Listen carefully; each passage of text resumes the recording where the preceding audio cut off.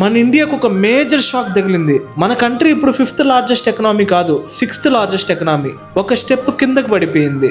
అసలు ఈ ర్యాంకింగ్ ఏంటి, ఎందుకు పడిపోయింది, ఇన్వెస్టర్స్ కి, రెసిడెంట్స్ కి, సిటిజన్స్ కి దీని వల్ల ఏం ఇంపాక్ట్ అవుతుంది, ఈ వీడియోలో మనం డీటెయిల్ గా మాట్లాడుకుందాం. దీనికి మెయిన్ రీజన్ ఏంటంటే మన ఇండియన్ రూపీ వీక్ అవ్వడం. మీరు వీడియో ఎండింగ్ వరకు చూడండి, మొత్తం డేటా నేను షేర్ చేస్తా. మన జీడిపి ఇప్పుడు అప్రాక్స్ గా $4.15 trillion and per capital income వచ్చేసి $2,813. దీన్ని ఐఎన్ఆర్ కన్వర్ట్ చేసామంటే రఫ్ గా $2,62,522 అవుతుంది. అంటే పర్ మంత్ కి కేవలం $21,786 మాత్రమే. అదే మనం అమెరికాతో కంపేర్ చేస్తే వాళ్ళ క్యాపిటల్ ఇన్కమ్ మనకంటే 33 టైమ్స్ ఎక్కువ ఉంటుంది. అంటే మోర్ దెన్ 88 lakhs అవుతుంది. 2022లో ఇండియాని, యూకేని ఓవర్టేక్ చేసి మనం 5th లార్జెస్ట్ ఎకనామీగా వచ్చాం. ఇయర్ మనం ఖచ్చితంగా జపాన్ ఓవర్టేక్ చేసి 4th లార్జెస్ట్ పొజిషన్ కన్నా వస్తామని ఎక్స్పెక్ట్ చేసాం. లాస్ట్ 1 year లో రూపీ వాల్యూ డాలర్ తో పోలిస్తే ఆల్మోస్ట్ 9% తగ్గిపోయింది. అంటే మన ఎకనామీ గ్రో అవుతున్నా సరే డాలర్ లో కన్వర్ట్ చేసినప్పుడు ఆ వాల్యూ 9% తగ్గినట్టు చూపిస్తుంది. అదే మన ర్యాంక్ తగ్గడానికి మెయిన్ రీజన్. అసలు దీనివల్ల మనకు డైరెక్ట్ గా ఏం ఇంపాక్ట్ అవుతుందంటే ఫారెన్ ప్రొడక్ట్స్ అన్ని కాస్ట్ ఎక్కువ అయిపోతాయి.